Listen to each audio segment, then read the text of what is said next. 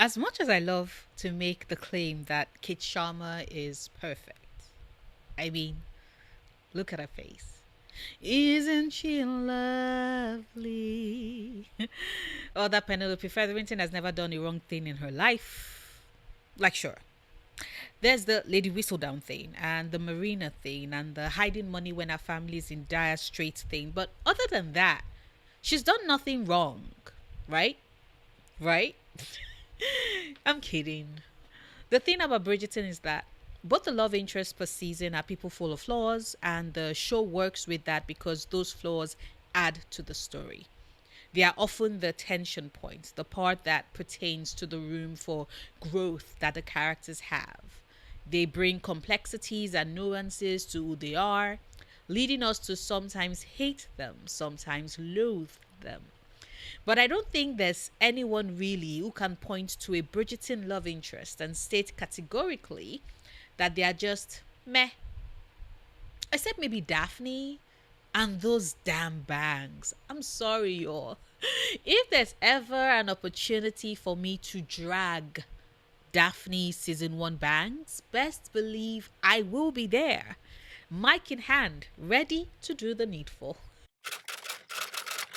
Now, like I stated at the start of the video, the flaws inherent in our love interests are meant to serve their purpose. Bridgerton as a show is based off of a romance series after all, and the thing about romance is that it is every bit a fantasy, like any fantasy story out there, without the magic, the sorcerers, and the world ending events, of course. No, romance stories have always at their core been about characters who seek to better themselves and be better so that together they can wander off into the sunset with the love of their lives. It's a staple.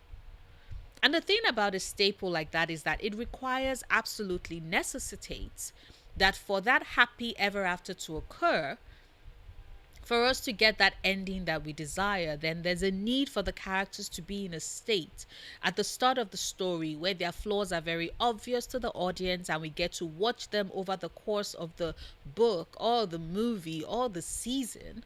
Come to terms with those flaws, acknowledge them, walk towards them to a path where we get to send them off to their ending with the hope that that happiness is sustainable for them. And that is why I do believe that Bridgerton as a book series and a show has kept the characters and their flaws pretty consistent story wise. And this always applies to the two love interests in every season. Because it would be a bit unfair and seem like a fixer upper, which is acceptable if you're looking at rundown buildings, but not someone you want to spend the rest of your life with, mind you.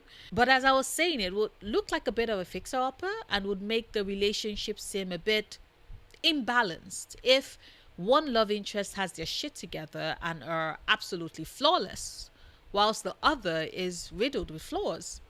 Like, sure, there are specific type of stories that do spin that way, but I personally find them quite boring, and I am thus quite happy with how Bridgerton has chosen to tell and explore its own story.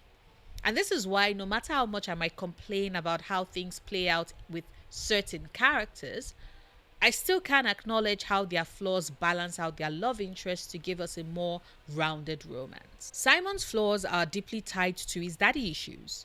Due to the abuse and neglect he suffered at the hands of the former Duke of Hastings, due to his stutter, it meant that he had convinced himself that he was too imperfect to be loved. The show doesn't really go into as much detail as we get in the books, but part of the reason why Simon's persona was crafted the way it was back when they were at Oxford is because he learned to choose his words carefully. They didn't speak unless absolutely necessary, and so gave off an aloof air that people were drawn to, unaware that the reason why he kept to himself so much was because of his stutter.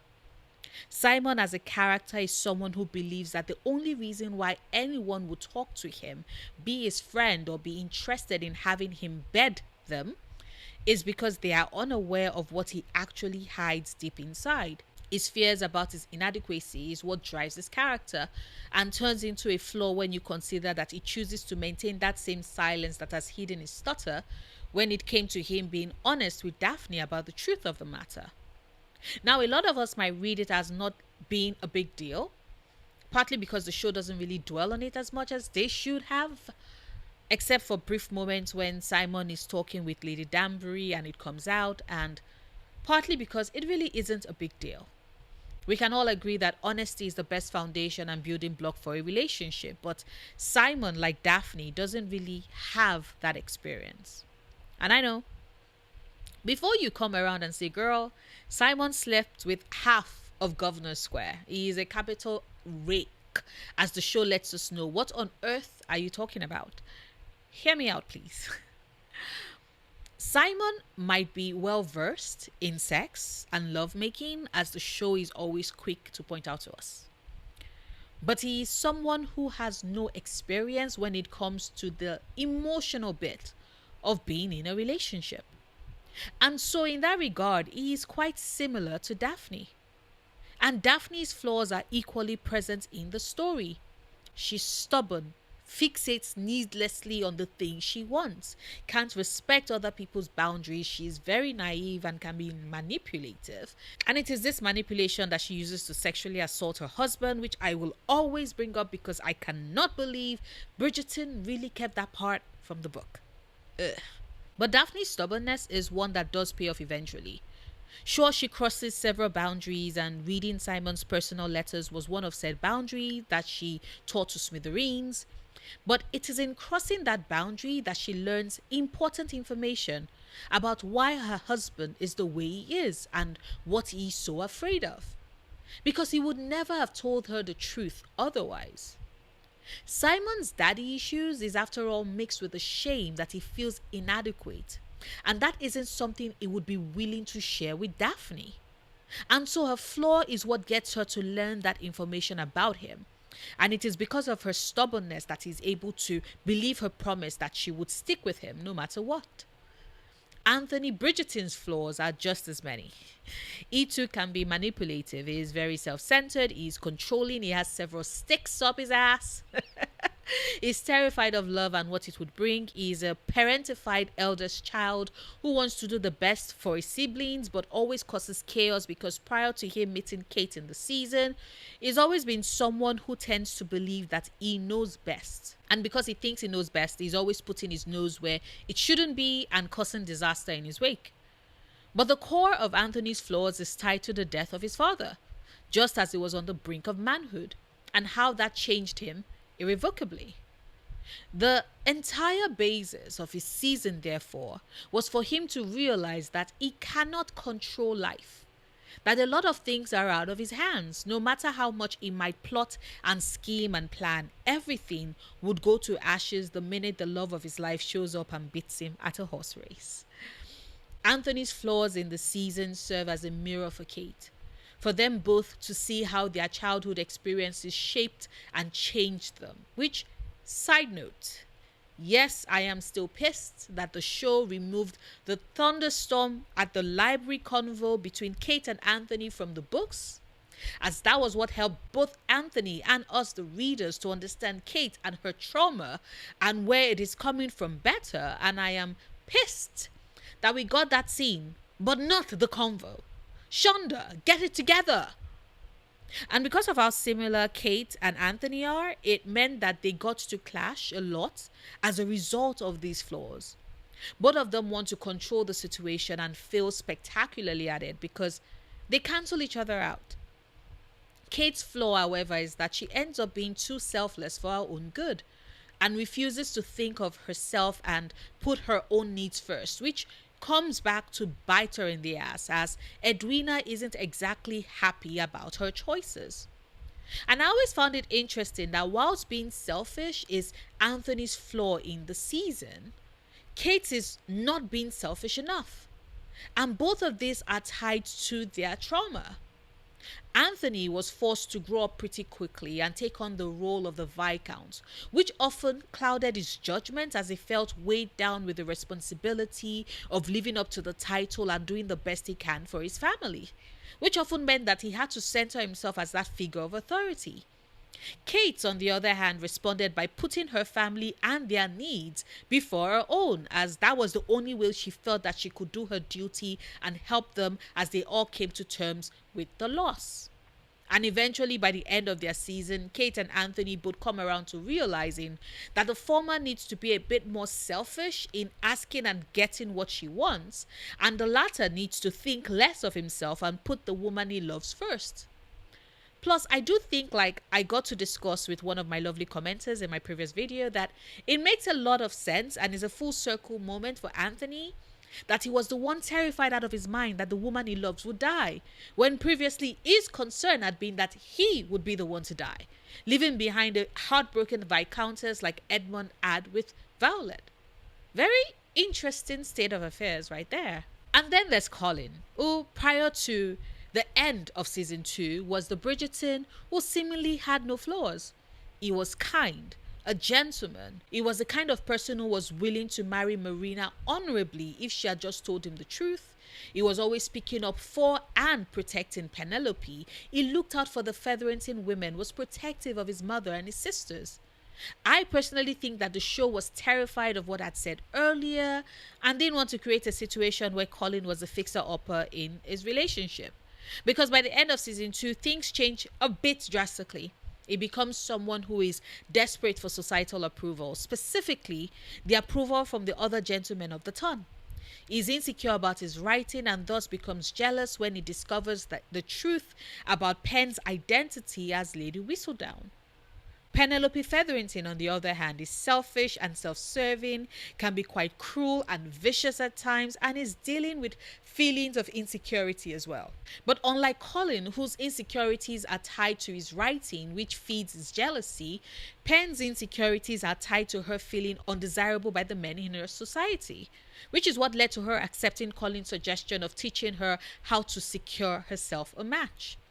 And so their season is focused on her coming to the realization about how her Whistledown column has hurt her community, and in turn trying to do better with the help of her husband after he discovers the truth of her identity. We see her helping Eloise and the rest of the Bridgertons to combat the vitriol that was Araminta and Cressida's attempt at a Whistledown takeover, and highlighting the issues of the other members of the ton that veers from abusive employers to abusive husbands. And by the end of the season, through the forgiveness granted to her by Queen Charlotte, she promises to do better with her column and moves it out into the public light. Which I'm still a bit miffed at, by the way, because that would mean that we're going to miss Dame Julie Andrews' beautiful voice reading the issues, and I'm pissed at that thought. Colin, on the other hand, chose to walk away from the gentlemen of the ton, not giving them the time of the day anymore, to show clearly that Penelope is more important to him and he's willing to fight for her in order to have her in his life. He also comes to terms with his jealousy, admits what is at the root of it to Pen, and proceeds to support her by the time we end the story. Their flaws within their relationship balance each other out, and they work on them together in order to gain that happy ever after that they get at the end of the season. And we see something similar happen with Charlotte and George in Queen Charlotte.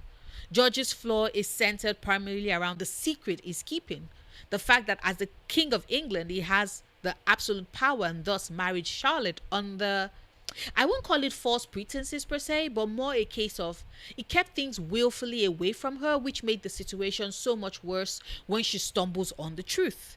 Like, sure, maybe he didn't feel like he could tell her prior to their wedding because at that point she was a stranger, a princess from a foreign land who had been chosen by the Queen Dowager and members of Parliament for him. But afterwards, it should have come clean. It doesn't, however, because his flaw is a very valid fear, a fear that Charlotte would not choose him or want him once she sees that he is losing his mind. That fear of his, that is a core flaw for him. A fear that is realized when he eavesdrops on the conversation between Charlotte and his mother, which in turn sends him off to be medically abused in his desire for a cure. And his character's growth for the season is to learn to be open about his issues, to communicate and share them with the woman and queen who chooses him time and again. And that decision is one that pays off for him and even his descendants. Charlotte, on the other hand, is impulsive, can be brash, is very stubborn and also very nosy, and has high emotional walls that she tends to build higher the minute she's hurt.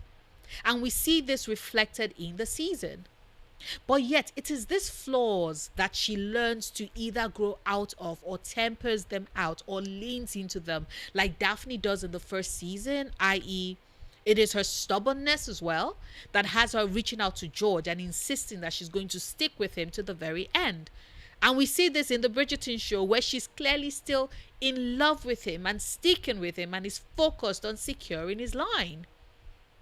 It is her impulsiveness that has her almost running away when she has her suspicions that her soon to be husband might be a beast. And it is her nosiness that has her discovering the secret that George was keeping from her, which led to her confronting Princess Augusta, which was what George overheard. And the rest, as we know, is history. Within the world of Bridgerton, flaws do not exist as merely a turnoff. They serve a purpose for the character, for the love they get to enjoy, and for the happy ever after that they carve for themselves at the end of the day. But those are my thoughts. What about yours?